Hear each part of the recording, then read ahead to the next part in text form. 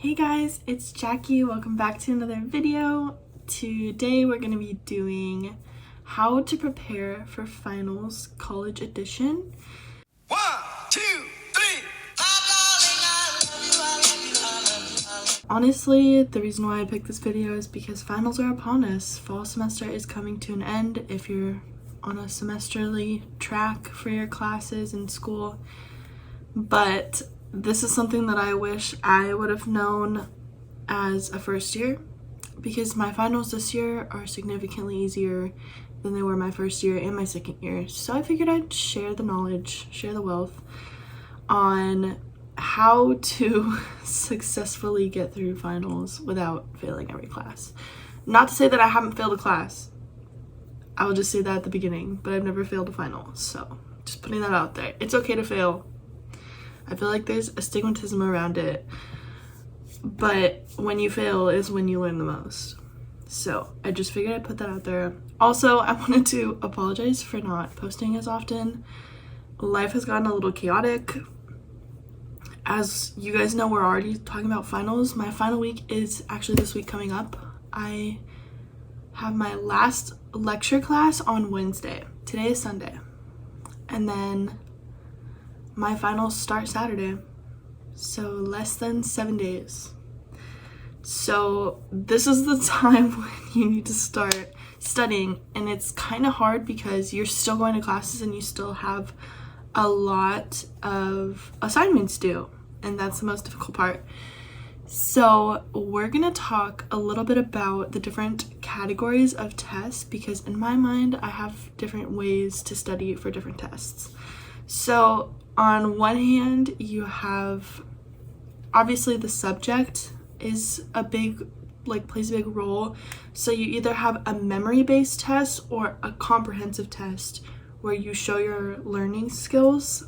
Memory would be like, I don't know, anatomy, history, classes that you need to know specific dates, specific things, like not really a way that you can study other than memorizing them. Or you could have comprehensive, which is like math, physics, or even like sociology. I have a sociology class and you have to memorize the terms for the theories and stuff. So that's also like kind of memory based, but you more have to expand on your own knowledge so that you can write an essay. That's another thing, is essays are also a big final, not exam, but mostly project. My recommendation is to get all the writing stuff started first. Anything that you think is going to take the longest, obviously start first. And then from where your finals pan out, like I have physics first, and then I have anatomy next. So I would study in that order so that I know that I'm making sure I'm hitting all the points that I need to hit. Some people start with the hardest one first. It just depends on what you guys prefer.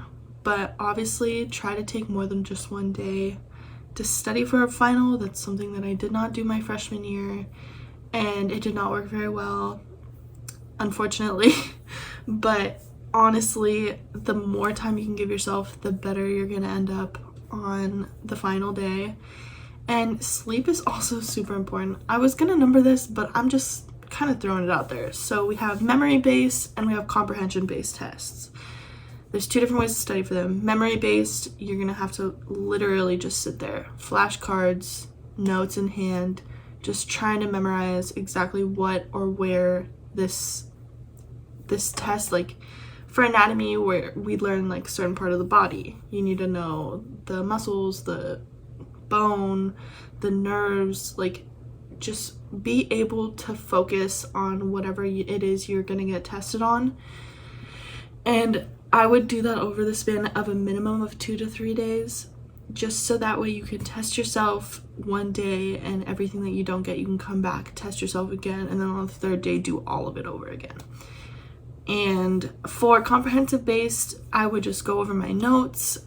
If there was any concepts that didn't make sense to me, I would look up videos, look up ways to solve things. That's what I would do for my test, and it ended up working pretty well. I know that everybody's brain works differently. I know that not everybody thinks the exact same way as everybody else, so These are just tips. Take them with a grain of salt. If you like them, great. If you don't, apologies. But this is how I study. So I also wanted to get into another subcategory of finals. So there are cumulative finals and also just like end of the year exams.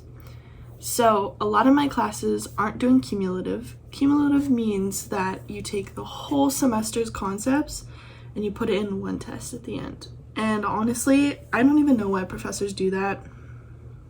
It just causes internal panic for everybody, and then you end up like studying the wrong thing, and it's just so frustrating. So if you have cumulative, just focus on the topics that don't make sense to you or are less understood than others, just so that you can spend time on things that you don't know. So if it comes up on the test, at least you'll be like, hey, I studied that, you know? At least I know what's going on. But a lot of my finals are basically like chapter exams. So a lot of my exams are basically like the last 4 chapters, they'll put it in one exam and you take it on the final day. And then the same thing with physics, and then OChem, we don't have a final exam, we have a final homework. So like I said, classes do everything differently. What I can recommend to you, take the most amount of time that you can. I recommend giving yourself a week to start studying, especially if you're in more rigorous classes. It is also super important for you guys to take a break. I know that you probably hear this a lot, but it is so important. If you guys are feeling overwhelmed with the tests, or if you guys are feeling overwhelmed with the studying, take a moment, leave your stuff where it is, go for a walk, go watch a TV show, go sit outside, go have a cup of coffee, like anything that you can do for a little bit to take your mind off of it, because you shouldn't be studying 24/7. You should be able to have a little bit of free time on your own. If you like reading, maybe read a few chapters before you get back, or you know, if you want, just take a nap, rest your eyes, whatever you want to do, but don't push yourself to the point of burnout, because it's not going to help anybody. It's literally just going to make you grumpy and lethargic, and you're going to get to the test and be like, I don't even care anymore. I don't care what I do. And a lot of people, typically, if they have really high grades, they won't even take the final exam. So when you go into an exam room, don't expect everybody to show up, especially if the professor's like, oh yeah, like, if you already got an A in my class, like, don't even worry about it, you know? So honestly, it just depends on the professor that you have and how they like to do their final exams and their classwork and all of that stuff. But yeah, I mean, if you guys want another study tip video, I can definitely do another study tip video. I just wanted to like give a broad view of finals and what to expect, and don't get that stressed out over it, because it's really not that big of a deal, to be honest. I used to think it was like life or death. Like, I was like, oh my god, if I don't pass this final with flying colors, like, I'm not gonna pass this class. Like, that's a lie. If you're in your A to B range and you do the same on this final exam as you did on all your other tests, you're gonna still be there, if not better, because professors specifically don't make this final to be 10% or higher, because it will affect your grade, and that's not a very fair representation of you. Obviously, some professors are different. All of mine have it 10% and under. So, like I said, you will also be able to find all of this stuff on your syllabus, like all the grading criteria and like whether it's cumulative or not. The syllabus is a great place to start. And honestly, that'll also have the chapters and stuff that you guys are needing to study. So yeah, honestly, I create a checklist. I create a little, this is a bad example because this one already has Christmas stuff on it, and ignore the Target part, but it's literally like you create a checklist of everything that you need to study for that one final exam, and you just go down the line. And then I have one for every different subject. I only have 2 finals this year, even though I'm taking 18 credits. Like, that's crazy to me. My freshman year, I had 5 finals. my sophomore year. I had 5 finals. Like, I don't know where this 2 came from, but hey, I'm living for it, you know. But that was pretty much my overview of final exams and how to cope. I really love when my camera dies. Yeah, it's great, but you can literally see the clothes right there. But like I said, comment if you guys want another video like this before finals are up. I know my finals are kind of early. My sister's finals are actually in like 2 weeks, so I know that it's ever changing for everybody, but I really do like making videos for you guys. I just got a job, had not had the time, but I'm ready. I'm back. I'm here for you guys. We're gonna make them weekly.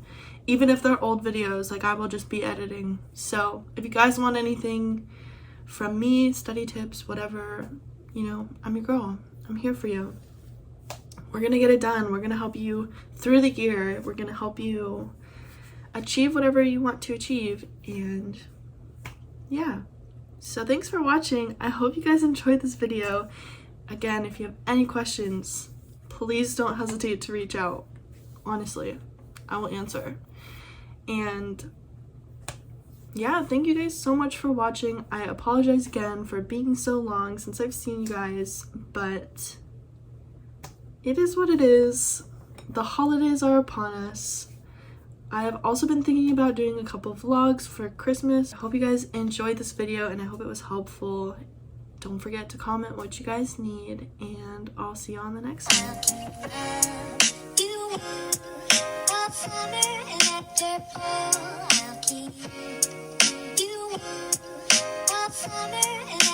one.